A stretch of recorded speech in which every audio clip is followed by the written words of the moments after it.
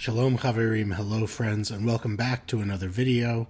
Today I'm going to be looking at what the BBC suggests you shouldn't say to Jewish people. Now, how the BBC would know, I'm assuming they gathered a bunch of Jewish people together in Britain and asked them what they thought are things that wouldn't be what you'd want to start a conversation with a Jewish person based on. So let's go ahead and get into it. First, I want to remind everyone to please like this video, subscribe to the channel, ring the notification bell to get updates on what's coming out so that we can share this with as many people as possible and hopefully build a greater understanding here on YouTube. But now, let's get to the video.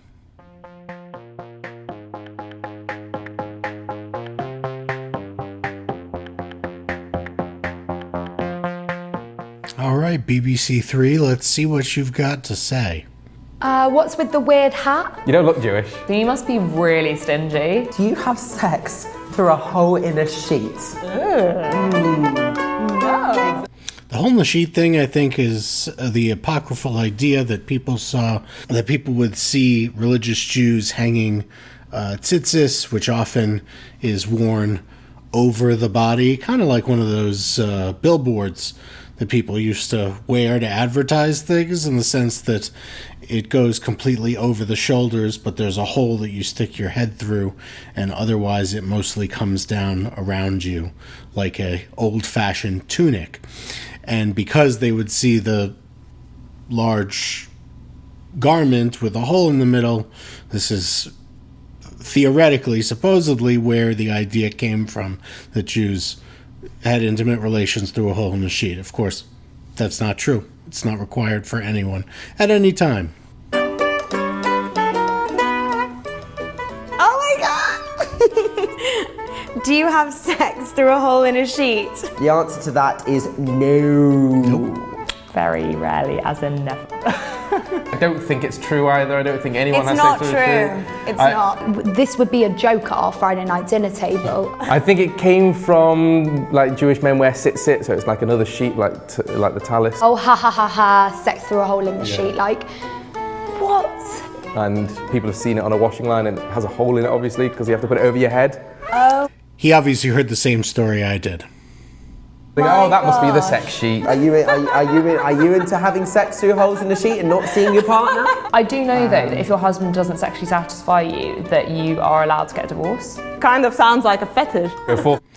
In a way, that's true. We have requirements, obligations. We have obligations. Each partner has obligations to each other, and you should fulfill those obligations. Some obligations are laid out in what we call the ketubah, or the wedding contract, if you will. And so in that document, not necessarily those kind of expectations, but other kinds of expectations will be laid out. There are traditional expectations, and then many couples these days will choose to add in more modern expectations of what it means to honor and support someone in a marriage and in a long-term relationship. So there's something extra. Multiply is the phrase from the Torah, Exactly, I think. yes. Enjoy it, don't use a sheet. So, you hate bacon? The grease, the smell. I've never had bacon or anything not kosher. Everybody's like, you sure you don't want some? I'm such a good boy. Like, literally, I'm sitting here thinking I've done nothing. I eat bacon because I'm from, well, a Catholic country called Lithuania. So we don't have a big Jewish community there. I think I'd feel embarrassed if I was spotted eating bacon by a fellow Jewish person. I think I'd probably I push it under the table. Actually, we don't even have those kosher halal sections in Lithuania. For meat to be kosher, it has to have a split hoof, like this, and it has to chew the cud, which basically means like regurgitate. Beautiful. So, yeah. That's how I like my meat. Some people might be kosher in front of their boyfriend, but then when they're not with their boyfriend, I'm not naming any names. We also don't eat dairy with meat. I find kosher laws really hard to. I find them really hard to grapple with. Yeah, don't eat shellfish. There you go. It's hard to keep kosher. Confession of a Jewish girl. It's hard to keep kosher. That's true. Many Jews will keep kosher or some level of kashrut. Of course, you'll find some that try and follow every single dictate that the Talmud will lay out, and further Jewish codes of law will lay out for which animals are and aren't considered kosher. Don't worry, if a new animal were spotted tomorrow, the rabbis and the Torah give us ways of identifying, as some of these people laid out, with split hooves, choose cud, different things. For fish, scales, gills. We have a way of telling which animals are kosher and aren't kosher. And also, Jews today have invented additional stringencies, additional things to make keeping kashrut more meaningful for them. For instance, insisting that the animals are ethically treated, and perhaps that the environment is being considered when preparing kosher food. What's with the weird hats? I call it a kippah or Yarmulke, couple. Yeah. Normally, I wouldn't wear this on a day-to-day basis. So you only wear it when you go to synagogue? Yeah, pretty much. I don't actually know what this symbolises. It's really bad. It's a reminder that God is above us. They said, "Oh, what's that?" And I went, "Oh." Reminder that God's above us, also a constant reminder of our obligation as Jewish people moving in a world that is not perfect, and we are meant to be examples of a certain morality, a certain ethical code, and this is a reminder of that I wear this kippah. You heard them call it a kippah, a yarmulke, the different names for covering your head. The obligation, of course, the tradition is to cover one's head for men, for married women, and there are different ways of doing that depending on who you are. It's a school cap. And someone just literally ran past him and grabbed it, and he managed to catch up with him and be like, what the hell? And they said, "Well, what does it do?" And I went, "Oh, it controls the weather. It means that I can levitate." So someone had told him that Jews keep money under their kippah. Oh my gosh. I don't think I'm stingy at all. Like literally any money I have just goes after a day. Really pisses me off when people are like, Jews, money. They always say something about money when I say I'm Jewish. All the time. I think we like value for money, don't we? Love a deal. We love a deal. But they'll say things like, so you've got loads of money, oh, so you're stingy, like, oh, classic Jew. This guy was a stranger and he was like, "Oh, you'll pay for it. You're Jewish, you're rich." And I was like, "No, I'm not going to pay for your Uber." He goes, "Oh, I guess another stereotype there, you're stingy as well." There's the historical reasons that possibly Jews are associated with money, because we were imported to Britain, for example, to be the people that collected the tax. When other cultures don't promote that, because other cultures had much more freedom through history, basically. So how much was this then?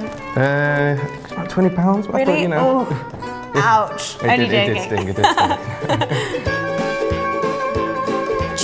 The Jews and money thing is just one of those theoretically positive but actually negative stereotypes. Jews run the world is basically just a negative stereotype.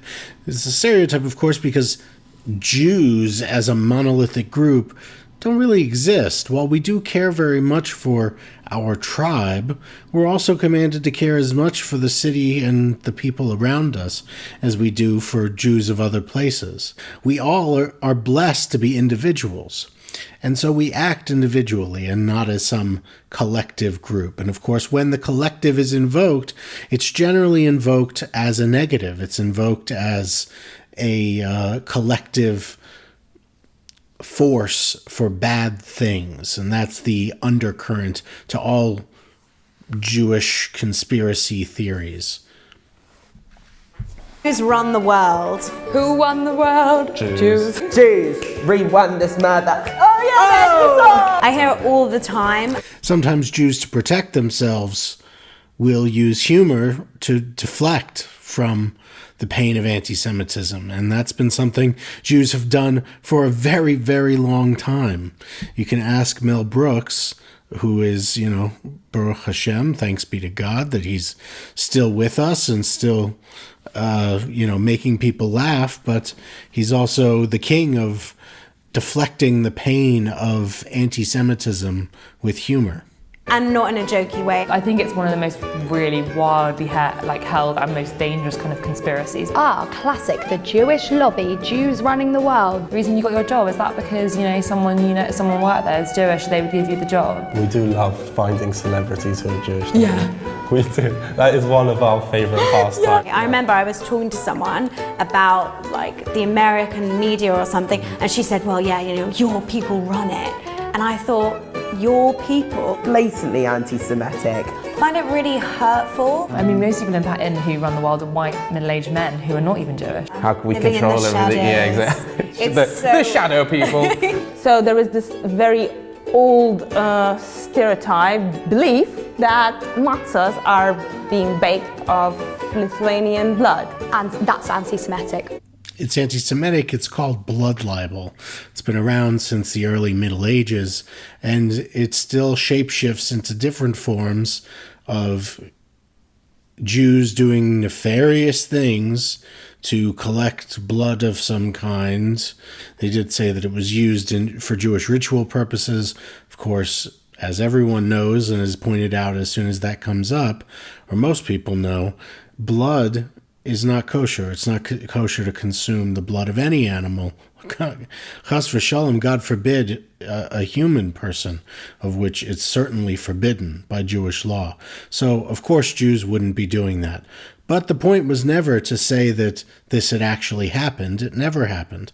The point was to be able to have a reason to persecute Jews. And if you're thinking, well, why would anyone do that? Then congratulations, you've grown up in a world that didn't feel the same way as medievals, and unfortunately a few people today still feel about Jewish people.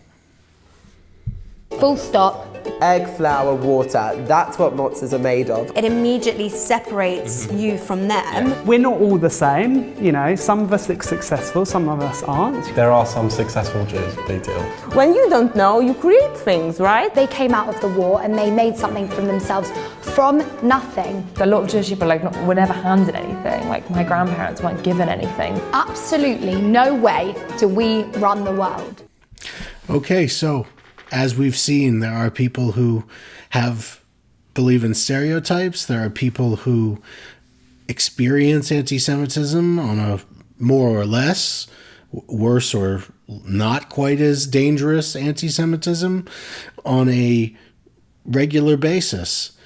I feel very grateful. These people live in Britain, and I don't know exactly the situation in Britain. I feel very grateful to live in the United States of America, which has always been and continues to be the best place in the world to be Jewish outside of the land of Israel. And I'm, very grateful to be here and to not experience much anti-Semitism with my day. I experience a lot of curiosity and people saying, tell me about being Jewish and what that means to you. And that's important to me as a rabbi, to be able to be the voice that some people hear on Judaism, because sometimes they may not know any other Jewish people. And so I take that responsibility very seriously. And I'm sure these people also take that responsibility seriously when they're the only Jewish person in a room. It happens a lot. In the United States, we only make up 2.6% of the population, I think. So many people don't encounter Jewish people on a regular basis. Well, this has been a great video to check out. I hope we've all learned something, and I look forward to seeing you next time. So shalom, and again, please remember to like, subscribe, and share this video.